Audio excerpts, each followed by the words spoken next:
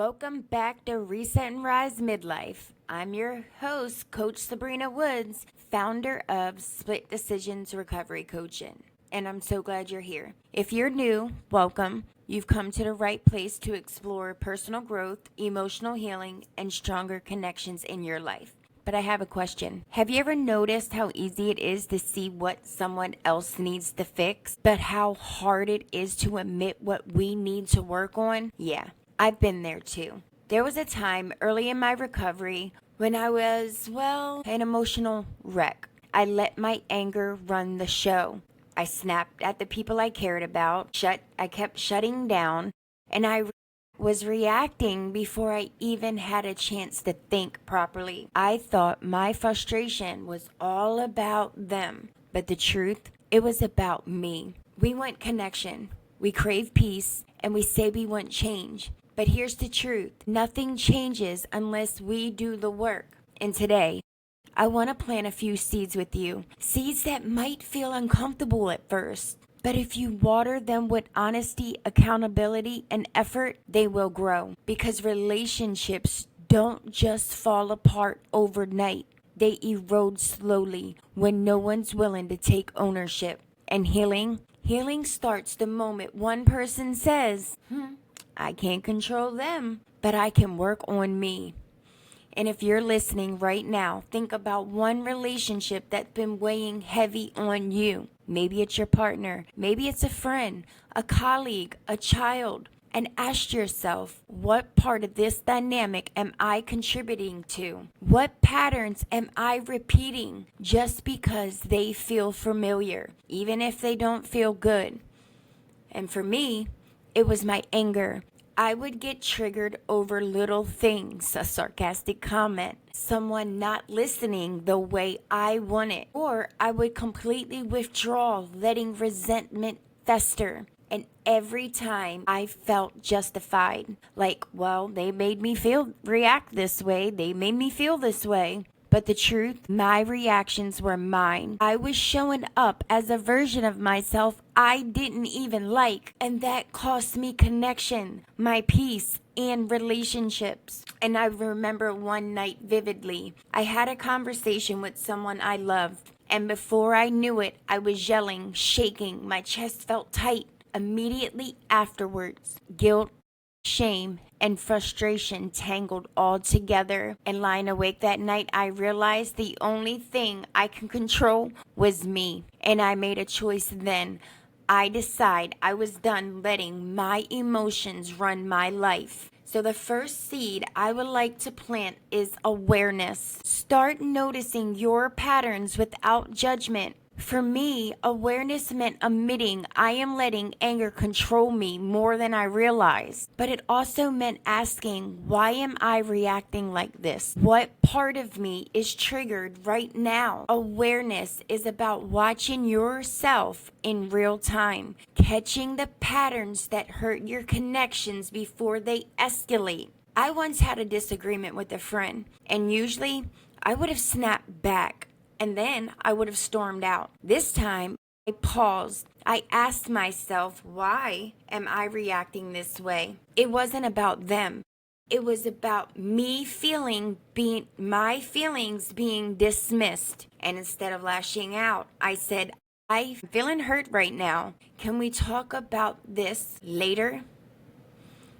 That single pause changed the entire conversation flow. And the second seed is communication, not the kind that waits for the perfect moment, but the kind rooted in truth and compassion. Try this. I feel hurt when, instead of you always. Remember, small words, but they make a big impact. My husband and I were in a disagreement, and I can feel him becoming defensive. Normally, that would have escalated into an argument, with both of us holding our ground and shutting down, or worse, saying things that we would have to apologize for later. What was different this time is I took a breath and I focused on expressing my feelings without blame.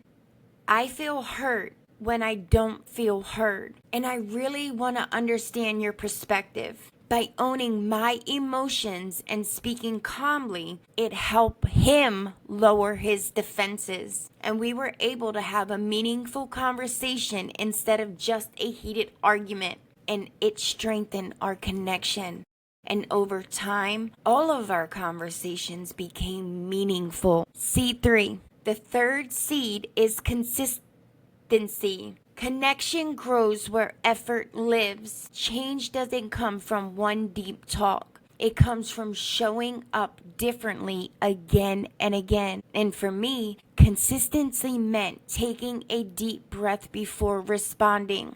You may hear me call it the Socratic pause. And then I had to write down my triggers. I needed to see my triggers on paper. And then reflecting at the end of each day, ask yourself, what did I need to do differently the next time? What could I have done better? But seriously, at first, it was exhausting. And sometimes I did slip back into old habits. But I kept going. Slowly, my anger became manageable, my reactions became softer, and my connections grew stronger. But seriously, a friend once said to me, no offense, but your recovery journey seems so much smoother than mine. In the past, I might have gotten defensive or upset, thinking she was judging me or comparing. This time, I paused and reflected on my own feelings. I realized her comment wasn't about me, it was her insecurities and struggles. And instead of reacting,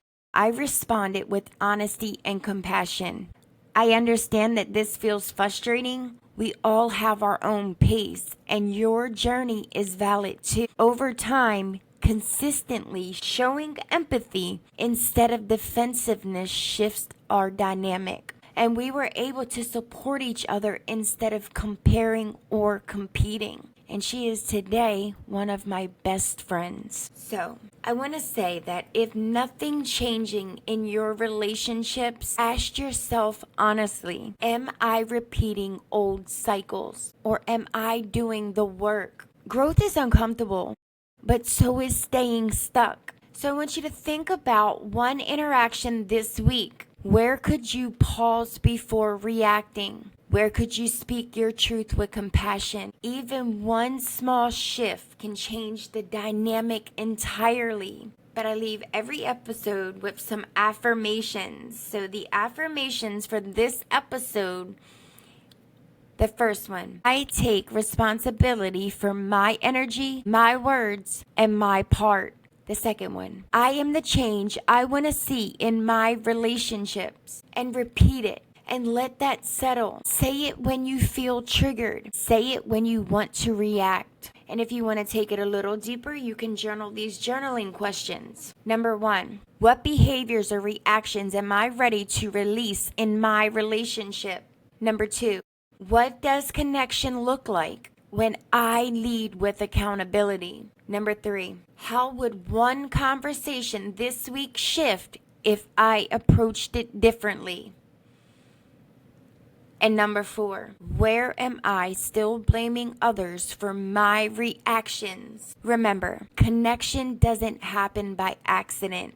It's built through awareness, through honesty, and small daily choices. Start where you are, own your part, and do the work. And watch how your relationship begins to shift. Not because they changed, but because you did. Until next time, remember, reset and rise.